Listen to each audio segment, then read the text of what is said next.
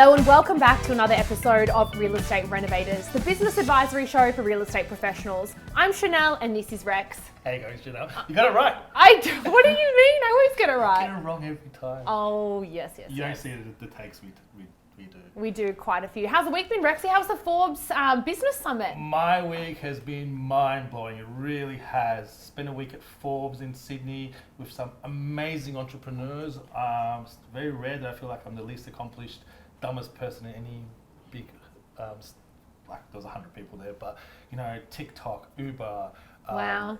Culture Kings, they're iconic. Like the list of entrepreneurs there were just amazing, and so much knowledge that I've absorbed, and It's fantastic. Well, you know what they say, if you're the smartest person in the room, leave the room. So Yeah. you've done that. I'm sure a lot of people would have left the room on that day. But anyway, Rexy, let's talk about the guests we've got on today. We do a lot in residential, but we haven't done or touched on a huge amount in commercial. Today we have Megan Mander from Megan Mander Consulting. Megan does a lot of training for commercial real estate and retail real estate, which is such a fascinating area that a lot of real estate agents don't do and don't tap into. There's only a few players in that space, and there's so much opportunity. There's almost as many retail and commercial properties as residential, but not many agencies. So Megan, thank you for coming. Thanks for having me. Really excited to be here. Absolute pleasure. I'm so glad Rex got your name right after 14 attempts at saying the name Megan Mander, everybody. Megan, tell us a little bit about yourself and your journey in commercial real estate. Yeah, so I've been in commercial real estate for about 23 years. Wow. Yeah, a long time. So in that time I've worked for a couple of agencies, and I also had my own agency that I started in 2014. So I've been a business owner, I've worked on lots of different assets, so retail, commercial, office buildings.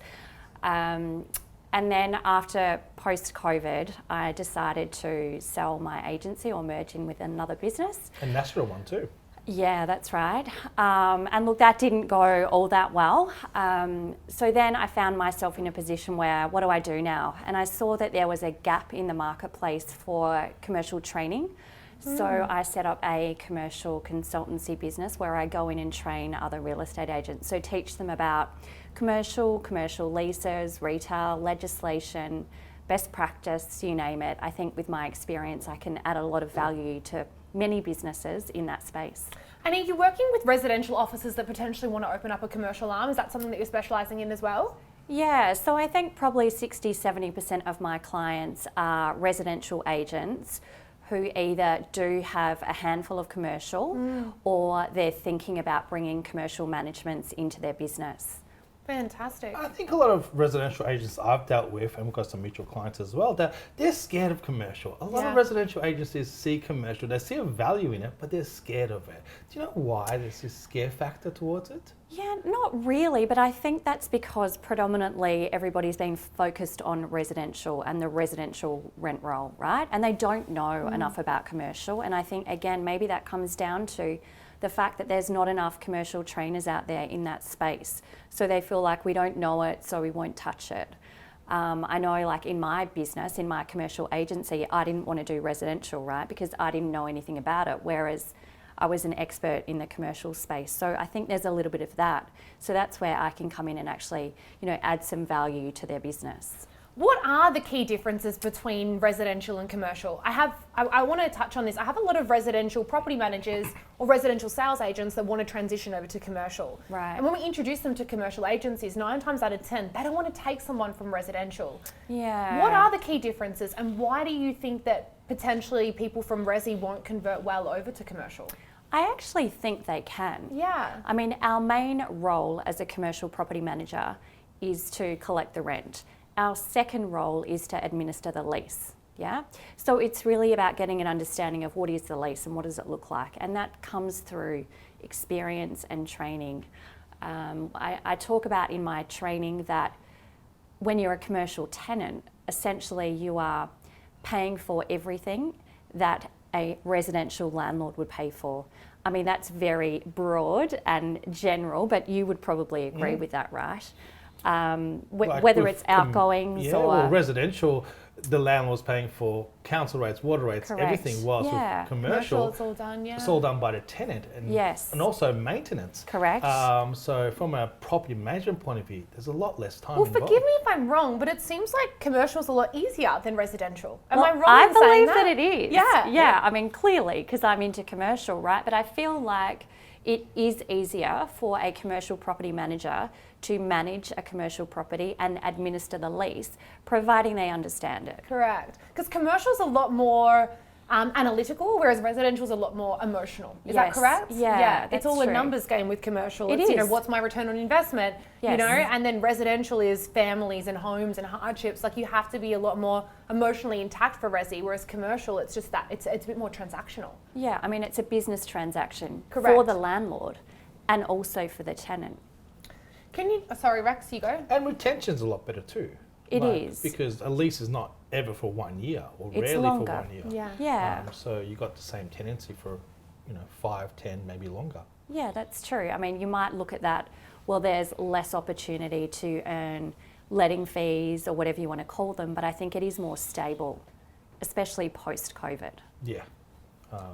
Speaking of post-COVID, so obviously the commercial sector was hit so hard during the pandemic, and you have to be sort of blind to not walk down a lot of major streets right now and see for lease signs everywhere you go, particularly in that retail space. What's happening in the commercial property management world at the moment? Yeah, look, that's obviously fairly obvious in the city and Yeah. CBD. And there's definitely still some concerns with particular types of assets. But I mean, generally speaking, things are bouncing back or coming back, maybe not bouncing. But there's still some concerns in the CBD with retail.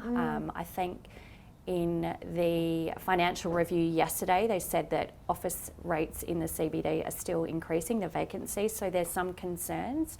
But inner fringe or suburban areas are still doing really well. Really well. So like residential, it depends on the asset and it depends where it's located. Well, even with the work from home, right? I mean, the office spaces now, I would say that the city, because it's so hard to get into the city for a lot of Yes. employees, like we see that so much on the recruitment front.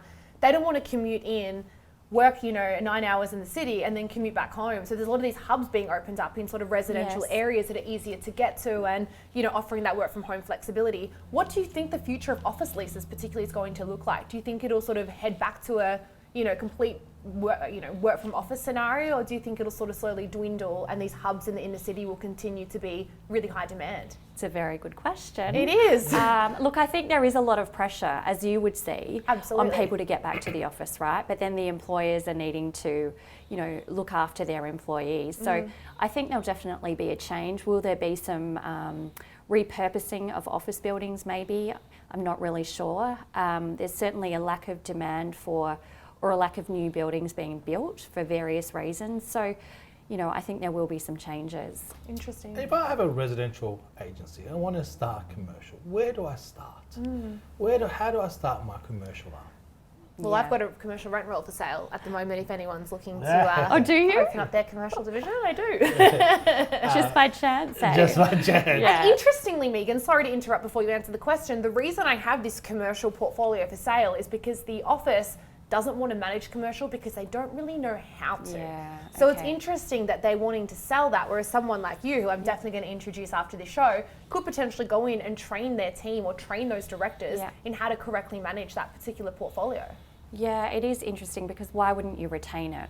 Okay, there might be other Yeah. financial reasons why they're looking to sell There off isn't that. for this office. No. But yeah. Oh, okay. The right. ROI on it is strong. Like it's Oh, a right. fabulous portfolio. It's purely coming down to the fact that they're not confident in managing it. I think maybe it just comes down to having the right person. But I guess to answer your question, I think it's about ensuring that you've got the right software system. So the existing software systems that a residential agency has won't work with commercial? They do work, but if you have a purely commercial system, you can manage the critical dates far easier than using some of the residential based systems, yeah? Because those commercial systems are designed to manage everything that we need to manage Yep. as a commercial property manager. But again, so choose your system, look into what it can do, and then it's about ensuring that you've got systems and procedures in place, so that you can manage a lease correctly, and then it's about the personnel. As with And everything, training. right? Yeah. Residential, commercial. And quoting, like providing, like it's based on square meterages, and there's Yeah. different quoting requirements, isn't there, for leasing as opposed to, or for commercial and retail as opposed to residential. Yeah, so I guess if you're doing a leasing, initially you are negotiating a rental based on a rate per square metre. But like you would know, when you're actually preparing the lease, you're collectively just including that rental figure, not an amount based on the NLA or GLA, right? Yep. Because that would be Too different. problematic. Yeah. The square meters are sometimes Not quite right. Yes. Yeah, I have yeah. experienced that with my own commercial property that I purchased. The square meters were not what I thought they were going to be when I went to get new floorboards put in. So interesting. Yes, I actually got pulled up on that, I think about 15 years ago, Oh, wow. where there was an incorrect amount in a disclosure statement, Oh, and it ended up going to court. Oh, right. Yeah. Yeah, Gotta be super careful. because it was disclosed in the actual documentation. well, a retail disclosure statement has the square meterage in it. Yeah, but it actually said the rent was $250 Oh, for 200 based on- square metres, right? yeah. But it wasn't, so there was an overpayment. Yeah, But we know that we don't prepare leases like that definitely not. anymore. Yeah. People still might, who knows? It depends on the practitioner. Not if they've got good legal advice. No, they got good legal advice. In terms of legal advice, and a lot of commercial agents sometimes prepare their own lease documents, and some will outsource that to a lawyer. Your view on it? Honestly, yeah. I would be comfortable personally preparing an REIV lease for a straightforward tenancy, small shop, minimal rental. There's no special conditions in there that are, could be problematic. Otherwise, we would recommend that a lawyer prepares the lease. And then they're holding the responsibility Of course. versus ourselves. And that's what I tell people in their training, because a lot of the people I'm training, they don't have experience in commercial real estate, and they wouldn't know, what they're missing when they're preparing the documents. And your training, talk to us about your training. What does it cover? There's various things that I train. The most popular courses or modules are an introduction to commercial, where we talk about a commercial lease and the differences between resi and commercial, and really some of the key points within that lease agreement that we must manage as commercial agents. Then I do a session on retail leasing, where we talk about the specific legislation that would apply for a retail tenant. And really that's about 90% of properties that we would manage in Victoria would fall under that act, so we need to know about it. And then I also do an essential service short course, to explain to people what their obligations are under the building regulations, because again, within our management authorities, we're advising a client that we will manage their risks with regards to building regs, occupational health and safety, and various things. What else do? I talk about what an assignment of lease is, because some people don't know how to process that.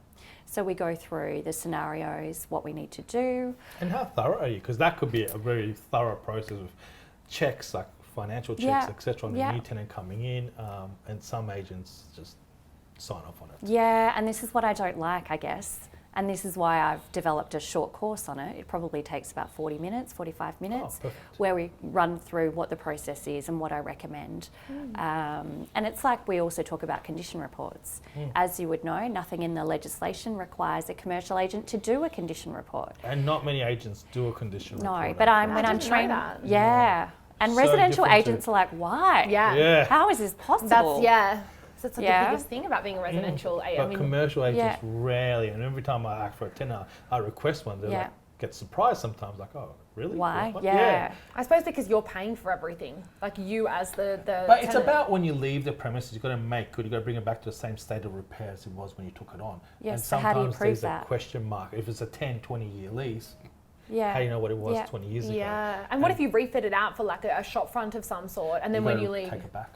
But what if the new tenant moving in wants to keep the same fit out? If it's or an is still- assignment, that's fine. The new Okay. tenant takes it on. But that's really important for assignments, that the new tenant understands they're going to Their make obligations, yes. yeah. And if I had a condition report, it's so difficult Correct. to know Well, what it yeah. was. So how but do they know if they I don't do think the condition? 90% of commercial Have an agents... argument?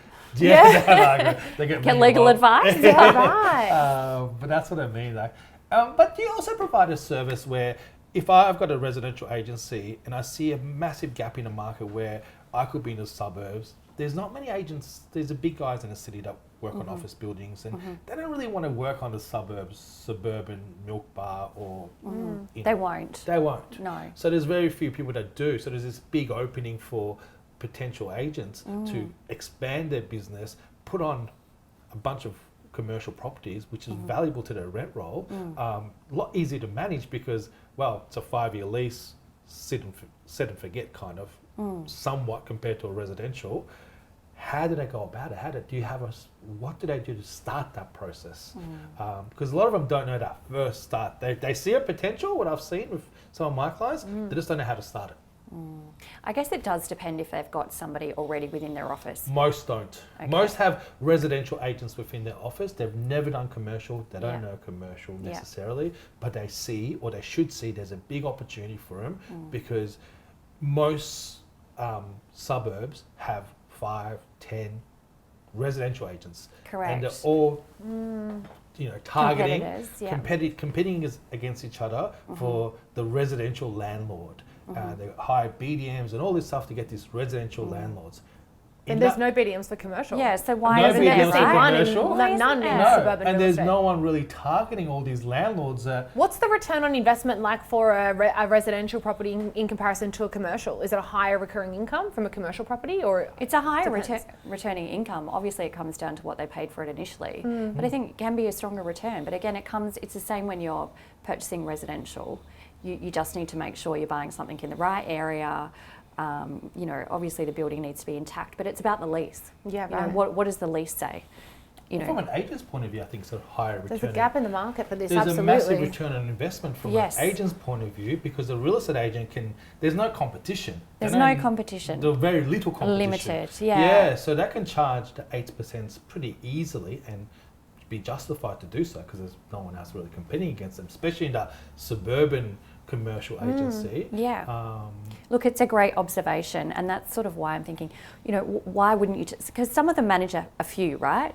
But nobody's really doing it properly. Yeah, there might be a I know handful. a few, and they've done so well adding it on. Yeah. So keep adding it on. I guess it's about having those systems and procedures, and training whoever They is. don't know where to start. Yeah. I think a lot of them are also scared by the. This is why I thought it'd be great to have. I think from what I've heard as well, though, a lot of them are scared by the big CBD agencies, but they don't realise that they're managing mostly sort of those big inner city leases. They get involved with high rises. They try to make, because they're so busy with the things they do have, that's something in Doncaster. They won't touch Yeah, it they because won't touch essentially their overheads are too high to work on a property where the income to the business is only $2,500 a year or something like that. Whereas a suburban agent that has multiple of those types of tenants can afford to. Yeah, and why wouldn't they? I think in a market where there's such extreme turnover in residential property management, having a commercial division and then potentially training residential property managers to convert over to commercial, it's such a great segue for employees to have career progression opportunities outside of the residential property management arm, and someone like Megan to go into the business and train a team member or multiple team members on the commercial side of real estate. Like, it's a no-brainer. And then to get a commercial BDM on targeting all of your local businesses, like, it sounds like it's such a phenomenal option for a residential real estate office. And there's relatively no competition. Yeah. I mean, it's a no-brainer. Sounds like a no-brainer, but you'd be surprised how many don't do it, and a few that do it have done so well from it. Yeah. And it's become a big part of their business. What makes for a good commercial property manager? I think really somebody that's systemised. I think the same attributes that a residential property manager would have, right? It's about communication. It's about keeping a landlord and tenant informed. It's about administering the lease. I don't know, someone that's productive. Yeah. Organised, onto it. Great. And any advice, Megan, for a residential property manager watching this that's potentially looking to convert over to commercial? Do you have any advice? That they should absolutely do it. Yeah. You don't have to work Saturdays unless you've got your own business when it's non-stop. Yeah. I think you need to have an interest in the types of assets that you're working on. You need to have an interest in being a property manager, and also wanting to learn, wanting to understand the legislation, and I don't know. wanting to step outside your comfort zone a little bit as well. But if you like residential property management and you're good at it and you love those relationships, then yeah, you'd be a good commercial property manager with training. Can I just add something to it? It's also, if you're a good residential agent, you like your relationship with landlords. If you don't like your relationship with tenants complaining about a hot water system, commercial is perfect for you. We get it so, like, I probably 1 in 3 candidates that we speak to are wanting to transition into commercial. And why? Because they're sick of residential? I think that the income opportunities in commercial is a lot higher. They pay higher salaries. Because there's few of them. There's fewer of them. Yeah. And also just the balance. Like residential, sometimes they're managing, we spoke to someone the other day, it's managing 300 on her portfolio, and they're just completely burnt out. And as we discussed, it's a lot more of an emotional role because, you know, you've got families and there's just, you know, maintenance issues. It's never ending. Whereas commercial, like we discussed, it's a little bit more analytical. But the biggest issue we're facing is that, like I said, the commercial companies that we're approaching will not take someone from residential, which is, I cannot work out why. I know that there was another company that was thinking about putting together like a training program for residential agents to sort of do some more hands-on learning about commercial, because I have heard that as well, that companies won't touch a residential agent that might have, you know, 20 years experience and they're wanting to come across to commercial. They're like, no, they need to have commercial, which I feel like... How do you get commercial then? It's like, where do you go to sort of get the training? I think there's a gap in the training piece because a lot of agencies and property managers don't have that initial training. They, as you said, they need, if someone can provide them that training to show how to set up a commercial agency within their office and how to train some of the systems, processes and people to start that business, it's so valuable for them. So one of the packages, and not that I'm trying to sell everything that I do, but essentially I have a procedure manual which sort of goes through all the components of a commercial property management role. But they could probably contact you and you could bespoke something like this for them as well. Definitely. And then it comes with like all the standard letters and forms and things that you would use on a day-to-day basis. So, I mean, it is out there and I'm sure there's other people that do it. And if you've got a very systemised residential business, you could essentially copy a lot of that stuff across, right? But obviously it would convert to commercial. And it'd be a lot less, no landlords, no bills, no outgoings. I would much rather have a develop my commercial tenant complaints. If the tenant complains about a hot water system, they have to fix it. Which is very different to residential. Absolutely. Well, look, super valuable information here, Megan. I think a lot of residential real estate offices that are potentially looking at commercial or they don't know where to start, I think Megan's a fantastic person to get a hold of or to speak to see how you could potentially implement a commercial portfolio or commercial sales and leasing division into their business. So thank you so much, Megan, for being a part of the show. Really appreciate it. Thank you. Absolute pleasure. And we'll see you on the next episode of Real Estate Renovators.